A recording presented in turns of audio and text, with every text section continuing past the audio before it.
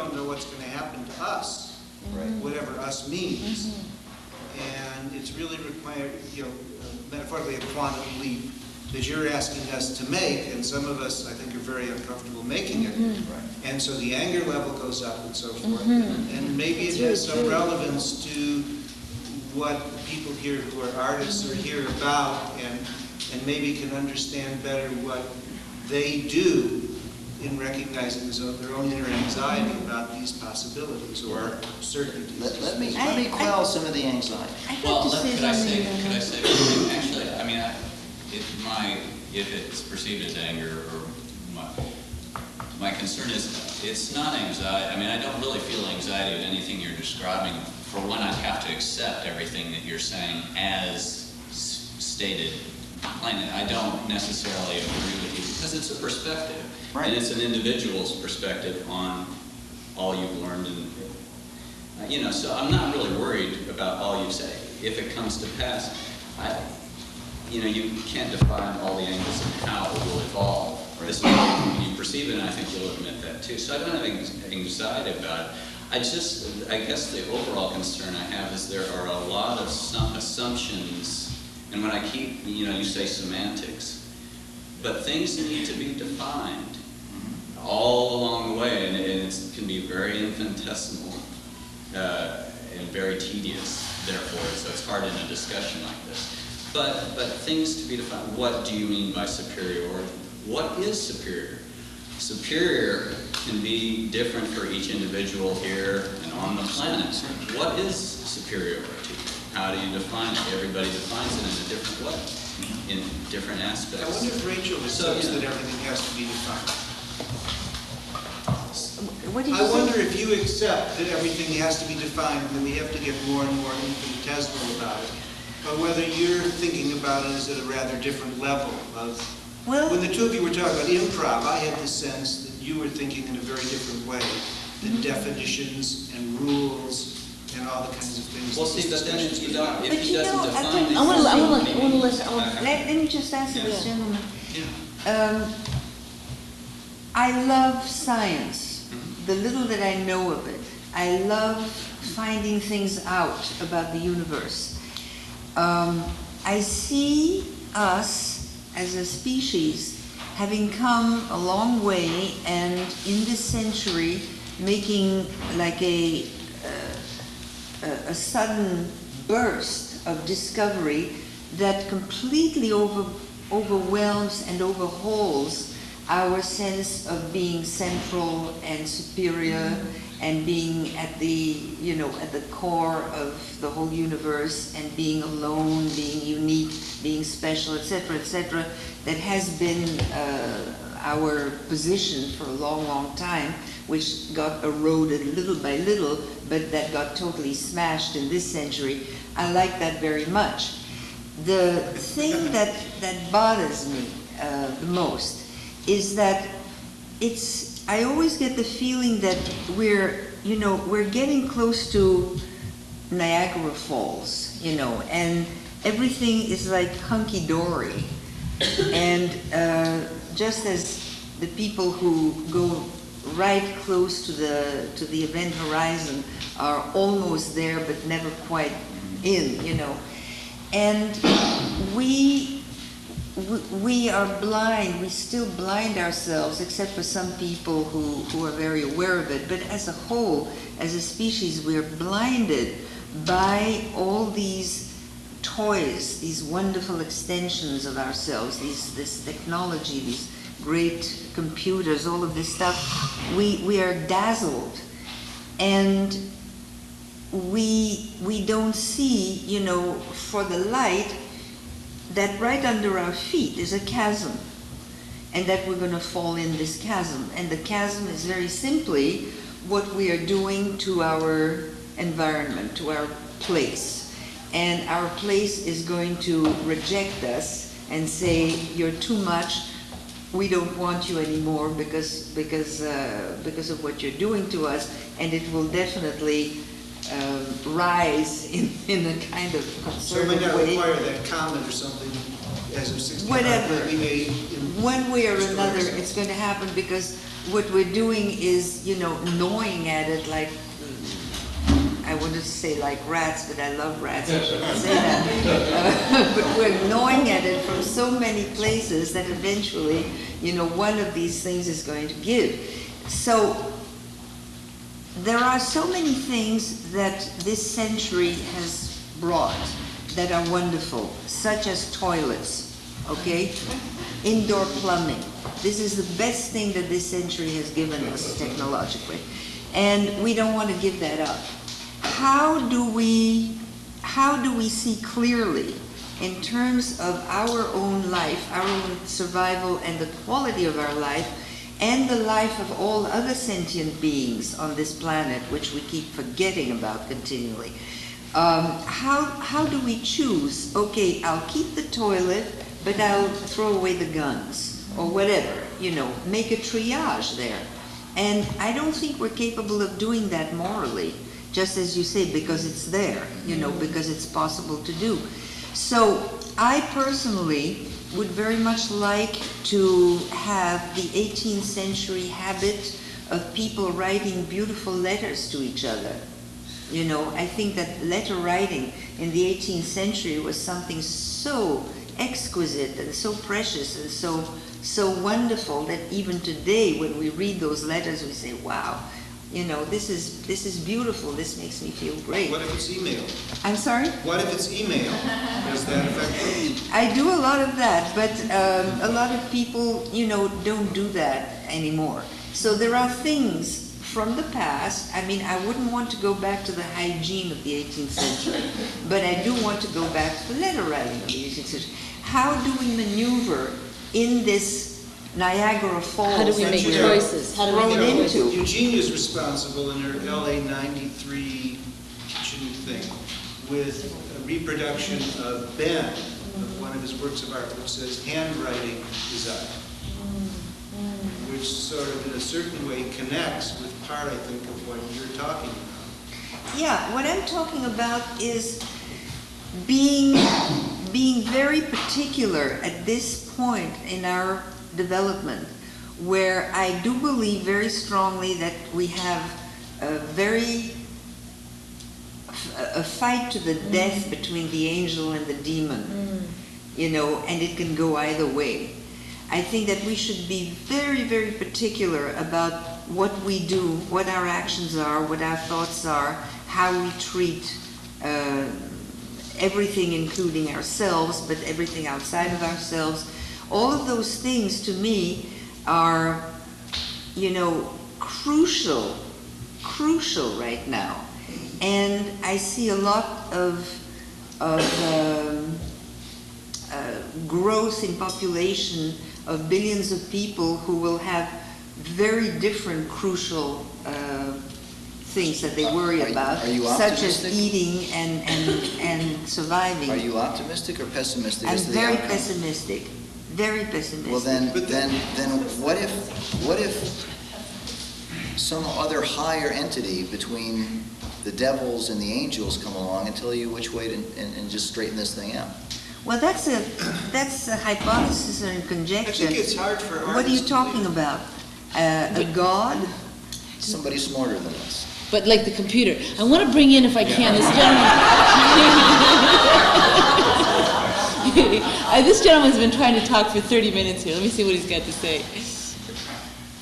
What you mentioned a cautionary tale from Kurt Vonnegut in the novel Galapagos. He had another cautionary. He always has cautionary. He lived through the firebombing of Dresden in World War II. And so when he came home, he went to the University of Chicago and studied anthropology. But through his life, he would have debates with his brother Bernard, who's a scientist. And so one of his novels, Sirens of Titan, which is set on the second moon of Saturn, it has an American Rumford talking to a higher life form, this little orange robot computer from Tralfamadora. And so in their discussions, Rumford finally asked him, well, how did you come about and where did you come? He said, well, I came from this planet, Tralfamadora. He said there were these creatures that were always trying to figure out the purpose of their life. And he said then they began developing machines and labor-saving devices that could do the work more efficient, so they could have more leisure time to think about the meaning of their life.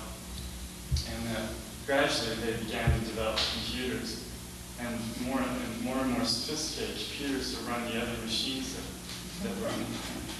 And so they could spend more time figuring out the meaning of their life. And then finally, their computers were so good that they asked their computers what is the meaning of their life. And the computers thought it over for a while, and then they came back and said, you have no purpose.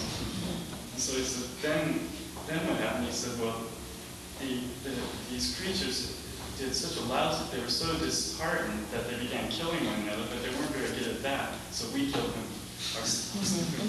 And we have ourselves. But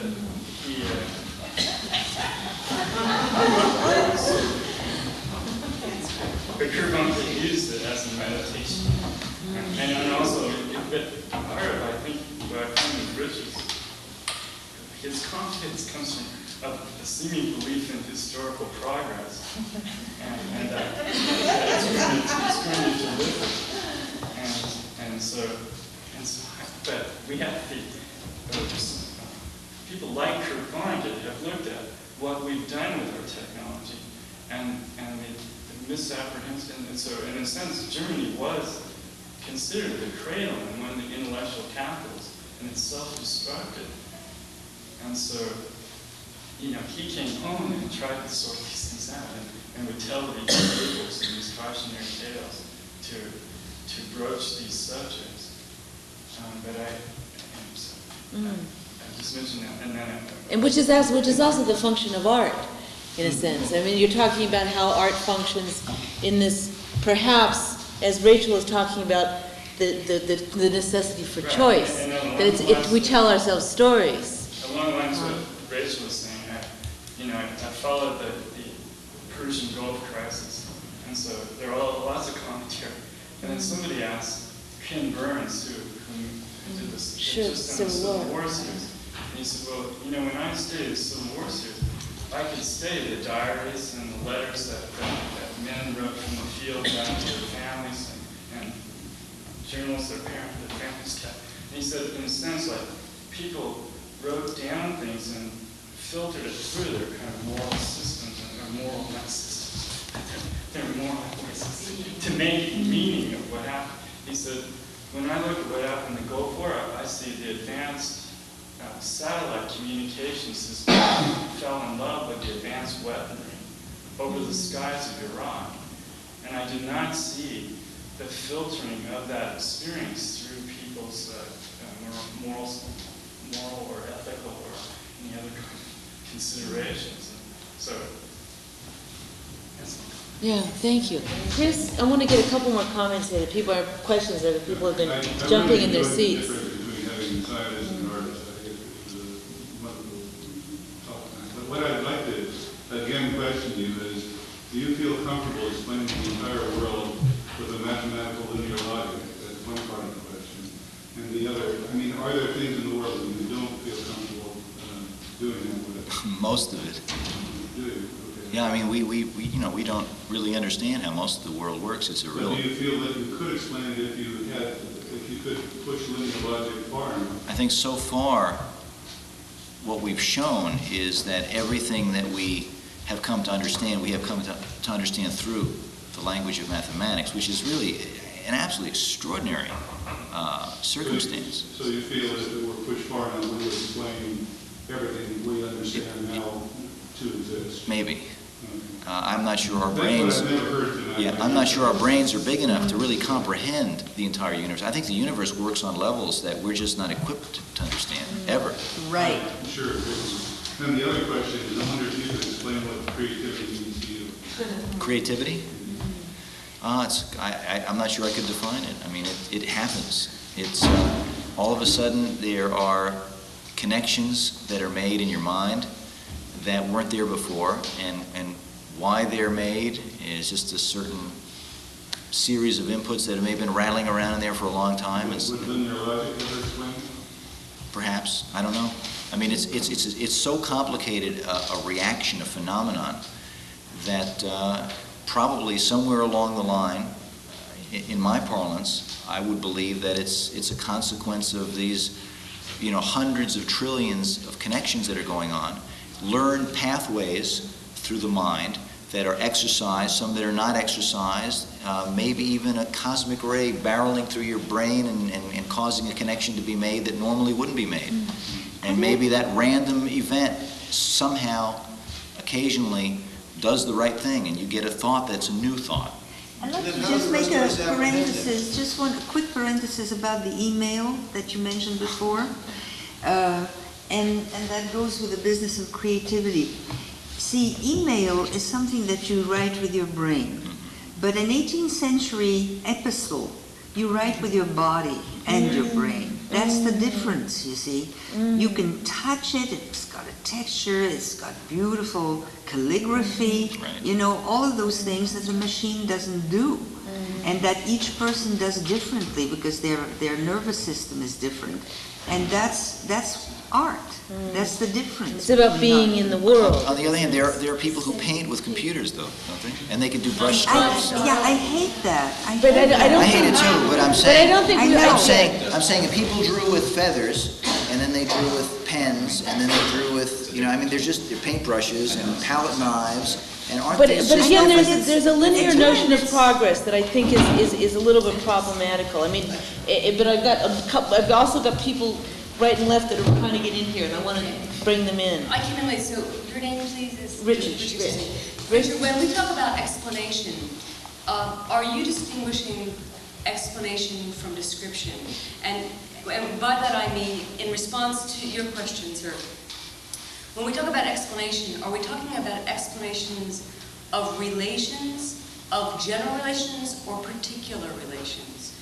Are we talking about explanation of grammar, to use a linguistic model, or the particularities of those grammatical relations, or the vocabulary that is inserted into that grammar?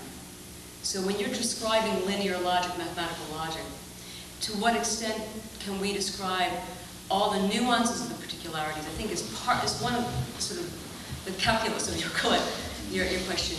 Or are we talking about a linear logic that describes, distinguished from explains, the generalities, only the generalities of those relations? So when people are asking you, to how far can you go in your explanatory manner, I'm curious to know, are we talking about explanation of relations and their particularities or their generalities?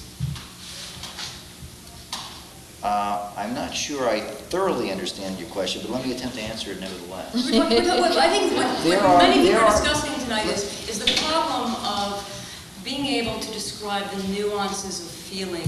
People use the word quality, people use the word energy, people use the word consciousness, right. Which is the language that artists are trained to use to talk about structural relations. Right.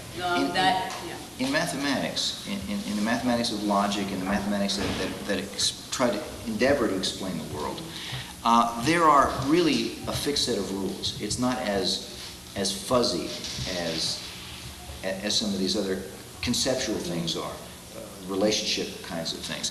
However, the world is not straightforward, black and white, on, off, binary. The world itself, even though it is quantized, there are these on, off, it's either here or it's not there. Yes. It's also probabilistic. Yes. And it's fuzzy in that sense. Yes. And the mathematics that now endeavors to explain the universe has to embody both of these concepts. The very straightforward linear logic, the mathematics that I can derive on this planet and someone else could derive on another planet with totally different set of rules and totally different things would come to the same logical formulation looking at the same star far away trying to explain it. It maps general structural relationships, right? Right. But as you're saying, it doesn't map the nuances, the particularities, what we would insert into X. Oh, but it does. It tries to. It tries to map the physical ones, the ones that can be defined and measured. It tries to embody those, and tries to embody those in a way that is tries to be objective, absolutely objective, such that anyone else solving the same, trying to puzzle out the same problem, would reach the same conclusion in the same language. That's why this mathematics seems to be at this very, very fundamental level, as I point out, a language of God. It's the language of the designer of this peculiar universe used to make the universe. Maybe that has been this great discovery that mankind has achieved through mathematics. And it's puzzling. No one understands why it's like that. I think that the linear logic that's being used in science is one in which, as you were describing an automobile moving maybe at 62 and maybe the average was such and such, I think your logic is used to be predictive. Well, let me quibble with the word linear logic. Let me finish my point. And so it may look at this accelerating car and it says the average is 60, but it doesn't know how to say it's 57 and a half right here or that, or it may be able to, it may focus down on that. Yeah, it does. But the thing is that it tends to look at the whole picture, and then that whole picture is taken as true and as a generality. And I think this is one of the real things. No, it's a little more complicated. First of all, the term linear logic is a misnomer. The kinds of mathematical formulations that are made are really nonlinear. They're far more complicated than just linear logic. Linear logic is kind of one of the most fundamental types of mechanisms for explanation. And mathematics has gone way, way beyond that, and needs to go way beyond that because the world just isn't explained in linear logic. And you do have to get into those nuances that you spoke of. You have to, because if you don't, you'll ultimately get the wrong answer when you try to explain the nuances, because the nuances don't fit. Because the world, the universe is far more perverse than these simple-minded models would be. That's why the simple-minded models fail. That's why Newton, who formed this incredible framework to explain the motions of planets and gravity and apples falling and all this other stuff, was a tremendous breakthrough, but it was wrong. And it strikes me that this is sort of what Rachel was talking about and others have talked about, is that we live in a scientific world in which we have trusted this type of logic to make the decisions, moral or immoral as they may turn out to be. But in fact, we have trusted to such a degree that we've gotten away from the wide qualitative things that we do. Do you really think we trust this logic to do that? I hope not. Oh, well, I think we trusted the logic to make a spacecraft. We knew how to do it. We trusted the logic to make an aerosol can that can knock out the ozone layer. But we haven't gone beyond. Somehow that has dominated our society, it seems to me. I think you're mixing big business and profit making and a bunch of other things with science when you use those examples. I mean, that's not the way. I don't think there's one thing that humans have ever done that was solely built on. The scientific community that stands up and says this is wrong. We have to change this thing because we're really destroying things. It happens all the time. It makes a real strong political impact. It happens all the time. But scientists are weak compared to the real world. The real world is politics and big business and everything else, and that's what's killing our world. If anything, science is going to get you out of some of these problems, not get you into them. And more often than not, science is misused. And even scientific arguments are misused. I mean, you listen to some of these arguments that the tobacco company will use in the Tobacco Institute to explain how people aren't getting cancer from cigarettes and stuff like that. It's an absolute misuse of scientific processes. It's hiding the facts behind this veil, thinking that it's some kind of scientific method. And politicians do it all the time. They'll make a statement like, there are more people working today in America than have ever worked in the past. That may be a true statement, but it may also mean the statement is also consistent with the fact that unemployment is higher today than it's ever been. And those two statements can be absolutely fundamentally true at the same time, yet be stating two different things. And they're used that way. And personally, I'm always insulted when I see things like that, because it's always, you always hear these statistics being thrown out as if it's scientific. Science has shown that, more people are working today than ever working. But it's lying to you. It's misleading. There's a question back here that's... Well, comment okay. on the because one thing occurs to me that maybe that at the distinction needs to be made between a lexical and a semantic and a pragmatic definition. All these words thrown around. As to say, what's in the dictionary is one thing, what meaning is in an ordinary or accepted sense is something else, and what the effect or results, and maybe a lot of the anxiety, comes out of this kind of confusion. Can you expand on that just a little bit? Well, that is, you know, what is superiority and all these other words. I think that the context and the concern is very relevant to what kind of a definition you're talking about. Because the OED will take care of one set of your problems, but it's not going to solve the problems here. Yet we need clarity of definition. So we need to examine more definition. That's one thing. I'm not going into more than that. And that's really a very important thing. Another thing is obviously another cliche maybe. I think like analogy and metaphor are useful and very illustrative, but they don't prove anything by themselves. Okay, and the second comment means to think about that. A third comment is an observation, and here it maybe is more of a question. I see the sense that you're to oversimplify both your points of view along the way. You're saying, look, the comet is coming, you fools. We've got to get our act together so we can either deflect it or go somewhere else. I'm oversimplifying.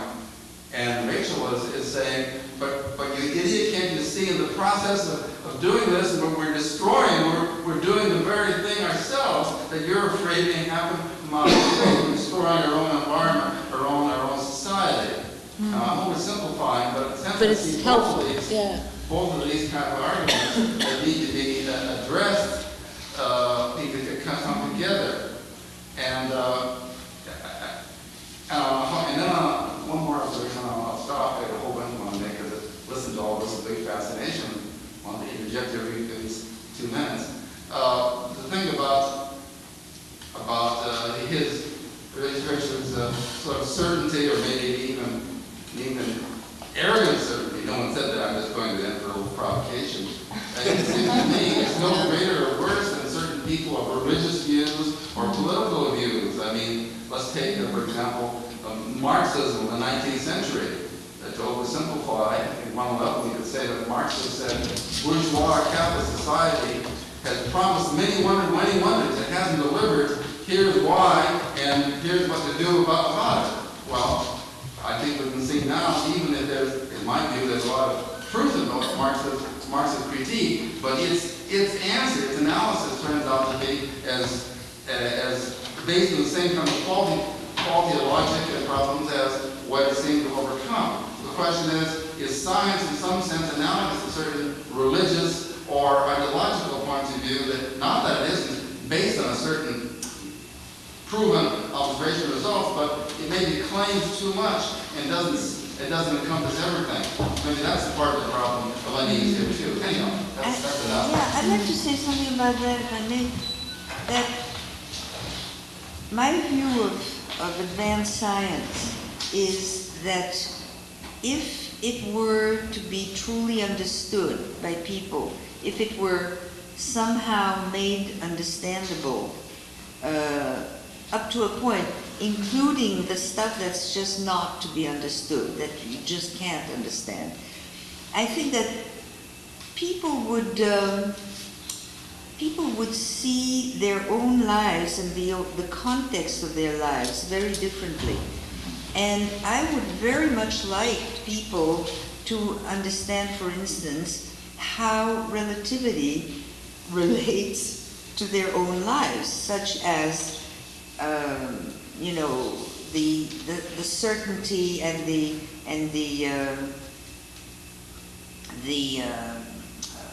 hubris with which people assert certain things and want to impose those views on others.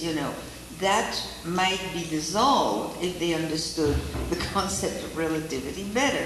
The same thing with quantum fuzziness, that there is no way that you can tell for sure this or that. If you know this for sure, you can't know that for sure. This could seep into daily life, seep into the way we treat each other, the way we conduct our affairs on Earth.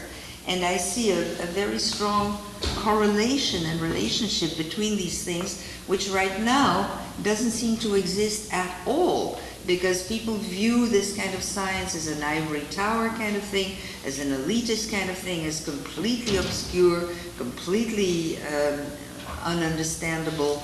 And yet, this could have such an impact on the way we conduct ourselves, you know, and I don't know how it can be done, but I would very much like to see scientists like you and others really try to put this information out in a way that could impact people's lives.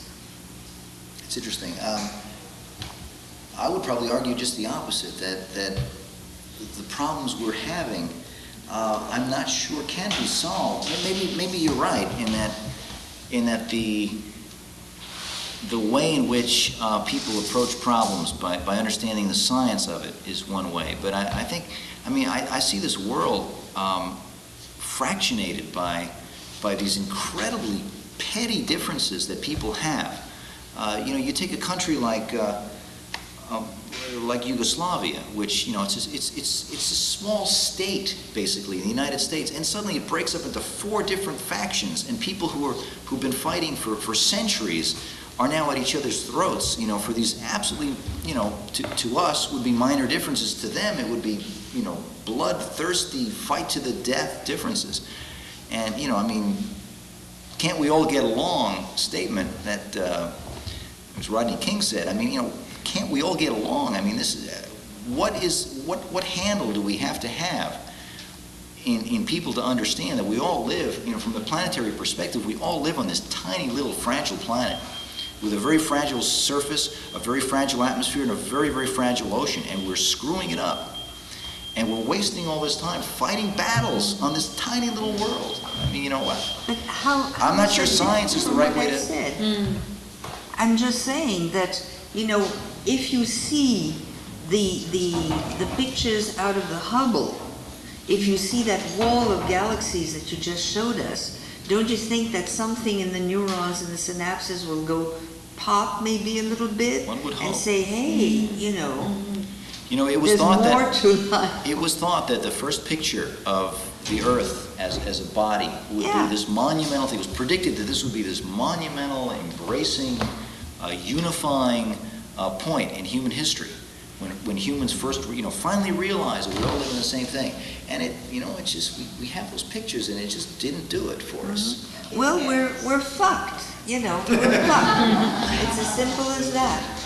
As a species, we're fucked. There's something wrong up here that just never quite made it evolutionarily to the point where we are smart enough to understand our place in the universe. And on the other hand, we are dangerously armed with weapons and technology, and it's a frightening situation. Can you speed up those machines you were talking about? I want to go back to that because it made everybody uncomfortable, and it was from the point of view of making you think and forcing you into that world of seeing what it would be like to do that. And I do that because I think we all need to be aware of how powerful our technology is right now. And I think we all need to be aware how quickly our technology can change the world. Mm-hmm. How long ago was it? It has changed and is continuing to change. We have had an absolute revolution lately in communication.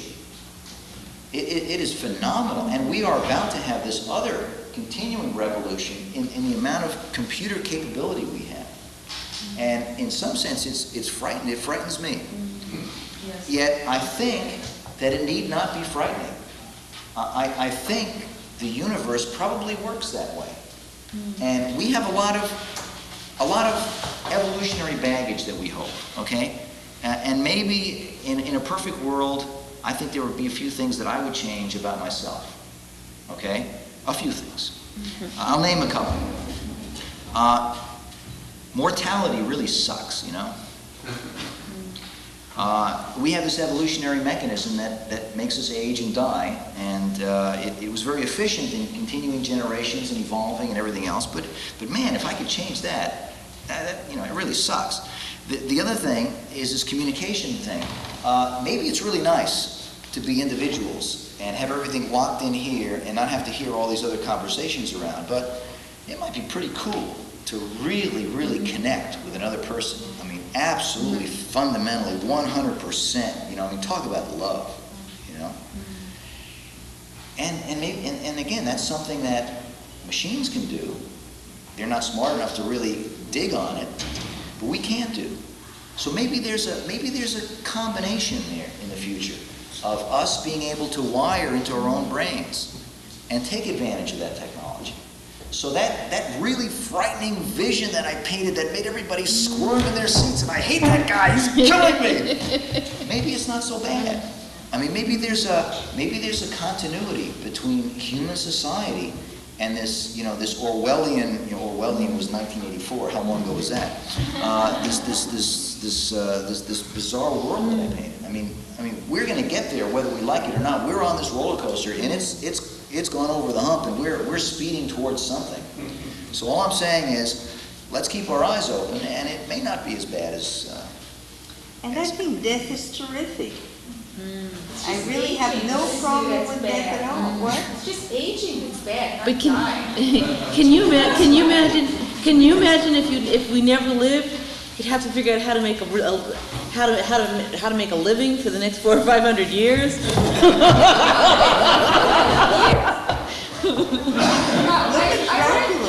What's that? Look at the population problems now. Really, it would be stacked. Probably keep reproducing for another 40 years too. Go to it. I was going to say, I think, part of this anxiety that we sense Which you said. has something to do with our awareness of how these things have been put to use in the historical progression, and our anxiety about, the great computer totally controlled by, some global corporate entity and the politics involved with it, Right. and that's the part that's so horrifying. Yeah, It's because not- just the need to keep power is our in eyes the wrong open. hands. and it's who is in control of it. That's right. That's why we shouldn't hide our heads in the sand, though. We need to be aware that there are going to be corporations out there with vast amounts of power. I mean, if So what do you think? What do you think is the? What do you think we is? are aware, that's why we're so anxious. But I would add to that, though, that if we're so fearful about computers and about supercomputers, how are we going to program a supercomputer with enough love and compassion to deal with this problem? Where is that going to come from? If we have this flaw, as Rachel says, perhaps, how are we going to make that leap? Will the computer make that leap? it's going to, personally, I think it's going to make the leap on its own, and we're just Why? How will it make that leap? the same way we made the leap from bugs and fish. But No, fish didn't program. No, but we evolved from fish, okay? And fish didn't program us to be loving and compassionate. We evolved that way. But we're still predators. Yeah, we are predators, right? Right. We So have all of these. what she's saying is, how are we going to be programmed to get past that so that we operate from a different state, a different way of being that is about love and compassion? I don't know. I don't know the answer to that. All I know is that we are predators, and we have all these. I have all this love and compassion. We also have greed and hate and fear and paranoia and nuclear weapons and all this other stuff. I mean, it's pretty scary. We need to get our act together. Yeah. Survival Yeah. implications evolve in single-cell animals. Evolve. Start all over again. Yeah, I was just wondering if you all could recommend some books that inspire you in this thought process. Oh, boy. I know it's a large category, right? It is a large category. I have to think about that a little bit. Depends on what kind of topic. I mean, there are a lot of books on the mind right now, and what I would do is just find the latest one, because the thinking changes on a But what month-to-month inspires you? basis. What's inspired you? I just continue to read different popularization books. I mean, a lot of the things I've talked about tonight are things that I don't generally work in. I mean, I work in planetary exploration. We talked about the mind and the universe And you're so marvelously conversant in all of this. I'm just bullshitting. Oh, now you tell us. So, it depends on what if you want to talk, if you want to understand time. There's some fairly recent books about time. One of them called About Time by Davies. I And I actually recommend read that the to- whole thing already. You did? Did you Yeah. like the book? What? Did you like it? Yeah. It's a good book. There's another one, The Mind of God or something like that, which talks about this mathematics and physics and things like that. And I think The he's the Dancing same Woolly guy. Masters by Gary Zirkov. You read That's it? the old one. You read that book? Oh, yeah. Great book, isn't it? Great. What about you, Rachel? What books are you reading right now? Oh God, I like Fritjof Capra's books, and I like Zukav's Did book. you read his latest? No, I I haven't haven't. gotten a hold of that one. That's about artificial intelligence Yeah, and I mind and haven't consciousness. done that Systems yet. theory, that's everything. Because Pardon? it differs related to systems theory. Pardon? All the systems theory stuff. Say that again? Systems theory? I don't know anything followed about it very systems much. theory. It's basically taking what people are talking about here and applies it to systems, the way we actually work with business, not just with business, just with systems, society, and communication. From a mathematical, but also spiritual, mind wants. Did you read The Implicate Order? Oh, yeah. B-O-H-R? That's a very good book. Wholeness in the implicate order.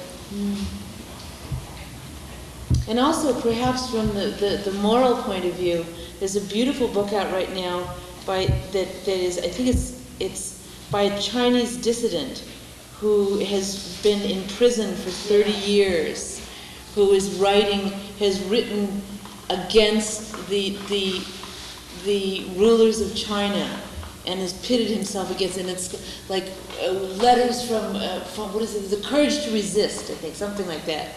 It's an extraordinary sort of investigation of the power of a single human being to morally resist powerfully something much larger than themselves.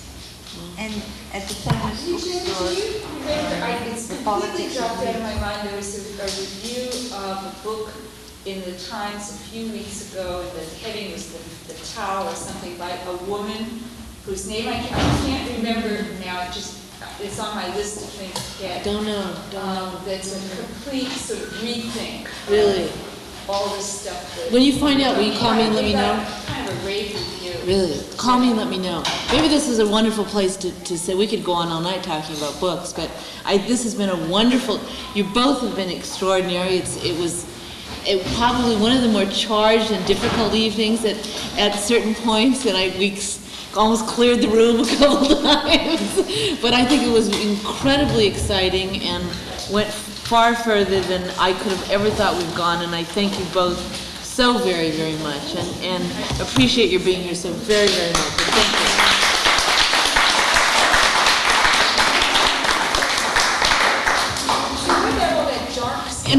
And may I say one thing, if there's anyone who wasn't here when we started, that if this is a very good time, if you like this series, to write a letter to the head of SCI-Arc, and I have his name and address, and you could also CC me at the bottom. So if anybody's interested in doing that, here's necessary information. I think it's very important that SCI-Arc understand the public impact of their public programs. So, I was going to say, I feel like